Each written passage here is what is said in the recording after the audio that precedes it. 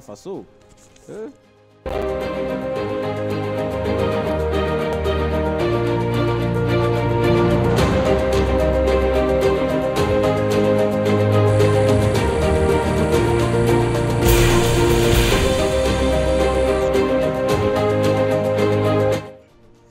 Mesdames, Messieurs, bonsoir à toutes et à tous. Merci de votre fidélité à LCA Télévision. Bienvenue à cette édition du 20h. Nous sommes mardi 1er décembre 2020.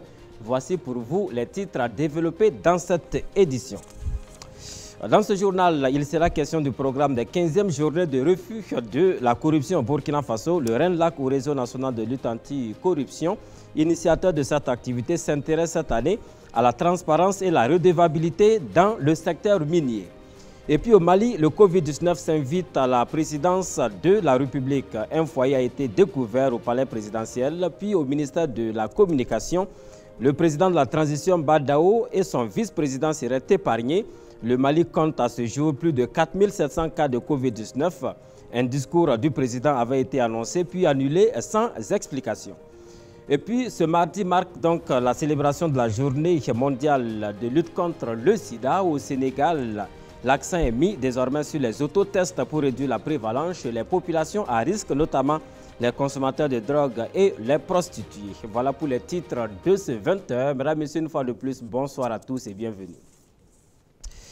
Au Mali, les autorités sanitaires ont tiré la sonnette d'alarme sur l'accélération de la propagation du coronavirus ces derniers jours. La semaine dernière, un foyer a même été découvert à la présidence. Puis au ministère de la Communication, le président de la transition devrait faire une annonce officielle autour des nouvelles mesures pour lutter contre la pandémie. Son discours avait même été enregistré, mais n'a pas été lu sur les antennes de la télévision d'État comme prévu. Pourquoi une telle annulation de dernière minute? Pas de réponse officielle pour l'instant. D'aucuns parlent d'une colère du président du fait que le discours s'était déjà retrouvé sur les réseaux sociaux. Ce qui est sûr, c'est que les mesures qui devraient être annoncées étaient particulièrement drastiques. Fermeture pendant 28 jours des écoles, mais aussi des restaurants, des bars et autres lieux de plaisir. Fermeture également des marchés à partir de 14 h, couvre-feu nocturne dès 21 h. Des mesures qui inquiètent et en particulier les acteurs économiques. En Éthiopie, l'armée fédérale a pris le contrôle de Mekele, la capitale de la région du Tigré, mais les chefs du parti TPLF restent introuvables.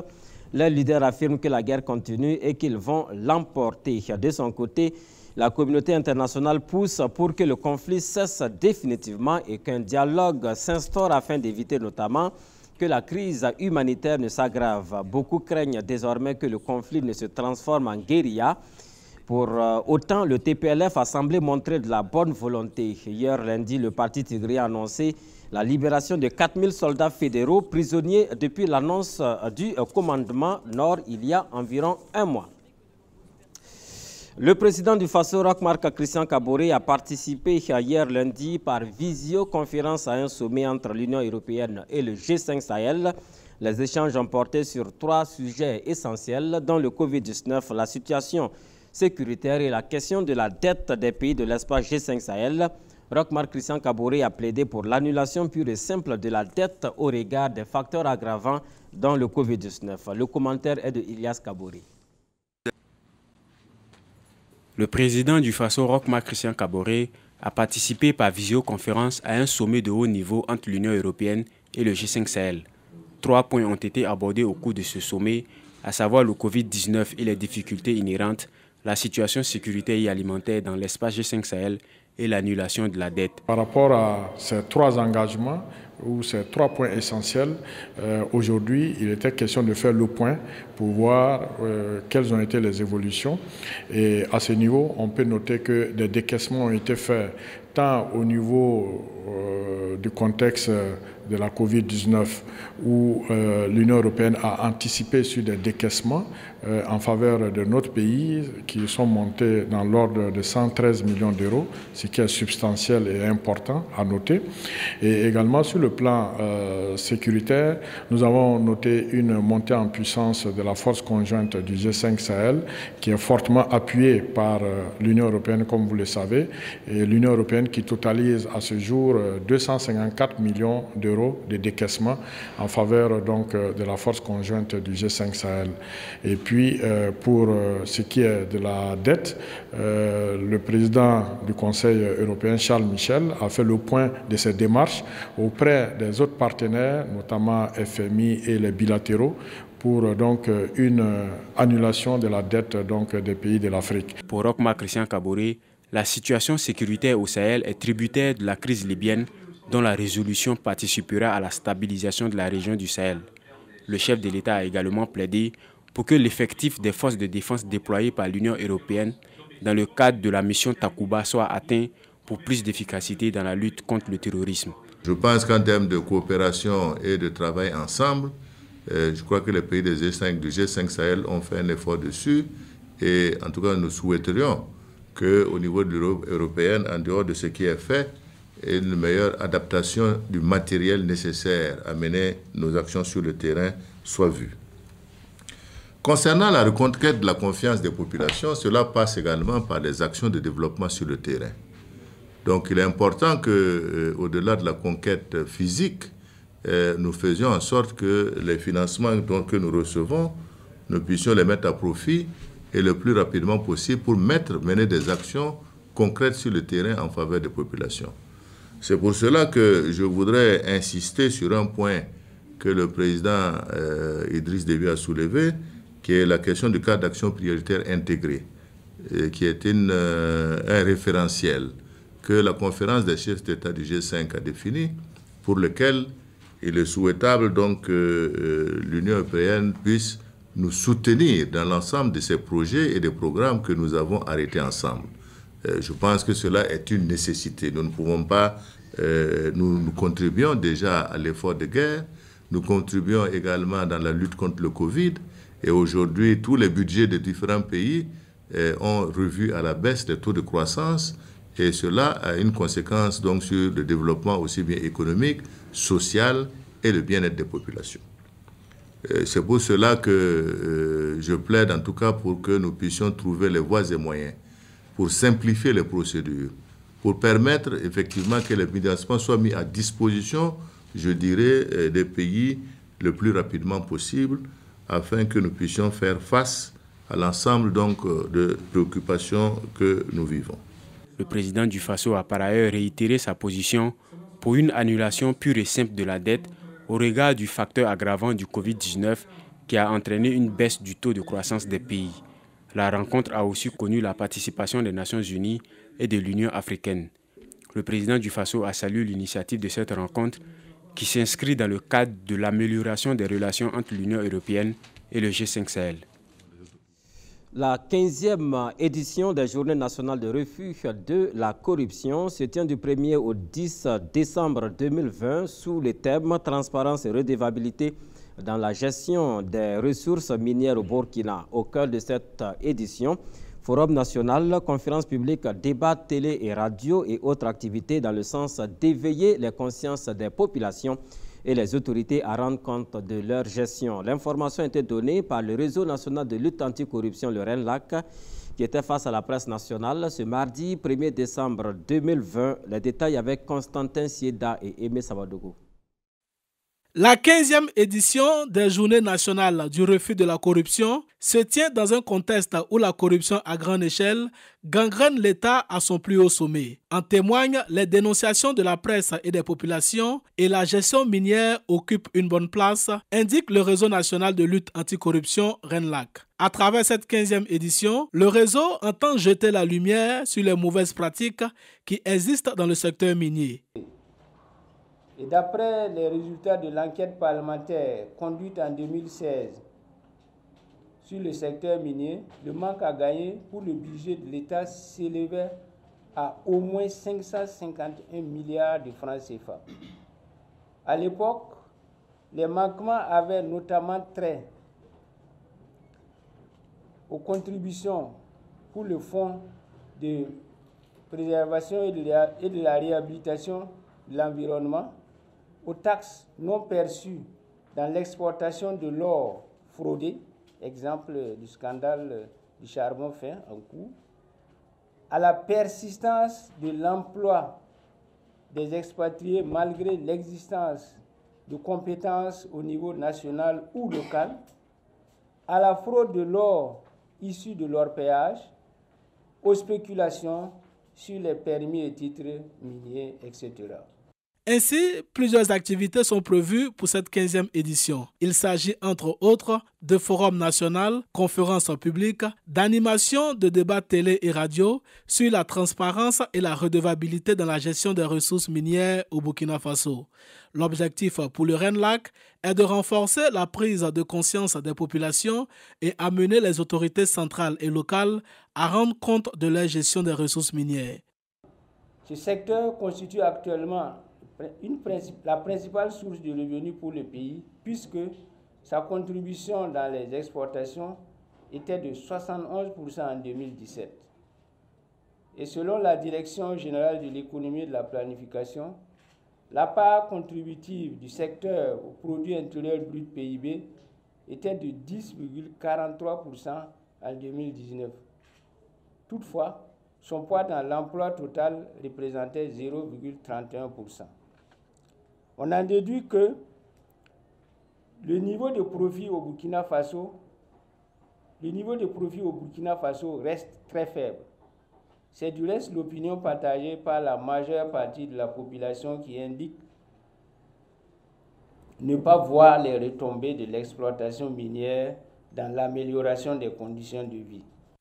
Cette année, les activités de la 15e édition des Journées nationales du refus de la corruption auront lieu à Ouagadougou, dans les villes minières, ainsi que dans les 5 régions qui abritent les comités régionaux anticorruption, à savoir les Hauts-Bassins, le Centre-Ouest, le Nord, le Sud-Ouest et l'Est. Un mot de politique dans la suite de ce 20h et nous reparlons des élections couplées du 22 novembre 2020 avec cette fois-ci la mission d'observation électorale de l'Institut Africa Solidarité qui a fait le point de son observation face à la presse samedi dernier. La mission note des motifs de satisfaction mais fait des recommandations aux autorités, aux partis politiques et aux organisations de la société civile. Tout comme les autres observateurs, elle aussi salue la maturité politique du peuple burkinabé et son engagement à bâtir une démocratie solide. Le point avec Bassirou Savadogo, Ilyas Kabouri. La mission d'observation de l'Institut Africa Solidarité livre ici ce qu'elle a pu observer au cours des élections présidentielles et législatives du 22 novembre 2020. L'observation a porté sur la campagne électorale, l'accès des participants au scrutin et aux médias publics, le déroulement du scrutin et la sécurité et le déploiement des forces de sécurité. La mission note des motifs de satisfaction. La mission note que la société civile a pris une part active dans le bon déroulement du scrutin et souhaite qu'à l'avenir, son implication soit davantage renforcée dans le processus. Elle constitue un verrou supplémentaire de la confiance entre acteurs partisans impliqués dans le processus. Les conditions pour l'élection claire et transparente ont été réunies. La maturité politique du peuple burkinabé est un acquis indispensable pour la promotion de la démocratie et l'ancrage de la gouvernance locale. La mobilisation des électeurs et des électrices dans le contexte sécuritaire singulier du Burkina témoigne de la confiance qu'ils accordent au processus qui s'est librement déroulé sous la supervision des observateurs nationaux et internationaux. La campagne de 21 jours réglementaire prévue par la loi électorale n'a pas connu d'incident majeur en dehors des tristes attaques djihadistes. Le processus électoral s'est déroulé dans le strict respect des lois et règlements établis en la matière, ce qui lui confère la crédibilité et la sincérité pour être accepté de tous. Après ces observations, la mission fait des recommandations à l'endroit du gouvernement, des institutions en charge des élections, des partis politiques et de la société civile. Aux autorités publiques, gouvernements, autorités en charge de l'organisation des élections, législateurs, de renforcer les capacités des agents des bureaux de vote et de tous ceux qui interviennent dans le processus électoral pour les échéances à venir. de favoriser davantage les candidatures féminines aux prochaines échéances électorales afin de favoriser la réalisation de l'égalité du genre, un des objectifs du développement durable. Aux partis politiques, continuer à travailler au maintien du climat de paix et de sécurité dont bénéficie le pays. Chercher à construire par la voie du dialogue permanent les bases d'une démocratie viable et la bonne gouvernance.